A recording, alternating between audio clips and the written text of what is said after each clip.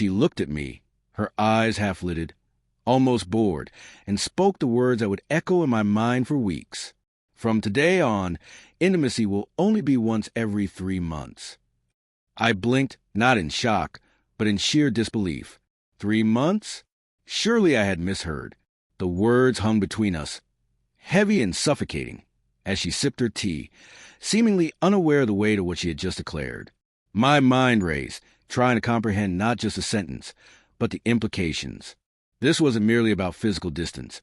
It was a statement, a clear sign of disinterest, a declaration of disconnection, a life we were supposed to share slipping slowly into indifference. I measured my response carefully, not with anger, not with panic, but with deliberate calm. I said nothing. I simply nodded, took a sip of my coffee, and let the silence stretch. And in that silence, louder than any argument could have been, I made my point. I had heard her. I understood the gravity of her choice. And I preserved my dignity. Days became weeks, and I maintained my distance, not to punish her, but because some things can't be fixed with words alone. Respect and intimacy cannot survive where indifference reigns. I moved through my days with quiet focus, no longer investing energy in something that had already drifted away. Every interaction was measured, polite, yet distant. Each day echoed with a reminder of her words. She tried to fill the gaps with chatter, gestures, and attempts at closeness, but I met them all with the same calm detachment. No arguments, no pleading, no emotional outbursts, just steady observation. She noticed the change immediately. How I no longer lingered at her side, how I stopped seeking her attention. My absence was deliberate, subtle, undeniable. I devoted myself to the things that mattered to me. Old hobbies I had abandoned, books I wanted to finish, friendships had faded. Life continued, not around her, but around my choices, my pace. Slowly, she realized that what she had taken for granted was not limitless. The steady presence she relied upon was not an infinite resource. I was physically there, but the emotional investment had shifted entirely. Conversations became brief.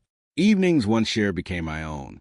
I refused to fill them with hollow touches or half-hearted attempts at reconciliation.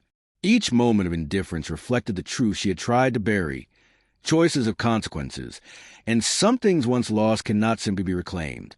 Yet through it all, I felt no resentment, no bitterness, no dramatic display, just a quiet, unwavering recognition that certain lessons must be learned the hard way. Some doors, once closed by your own hand, remain closed no matter how loudly you knock. Weeks turned into months. 3 months, just as she had said. In that time, I never approached her, never sought closeness, never tried to rebuild what had quietly unraveled. My calm presence became a constant reminder. The man she assumed would wait passively was not waiting at all. Life had continued, quietly, naturally, without drama or confrontation. Then one evening, she tried again.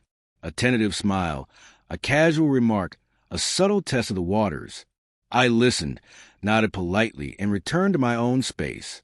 The spark she had hoped to ignite met only steady, unwavering distance.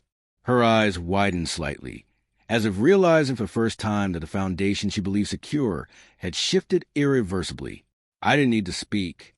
My silence carried the weight of consequence, the gravity of a choice she had made and could not undo. By the end of the 3rd month, it was clear.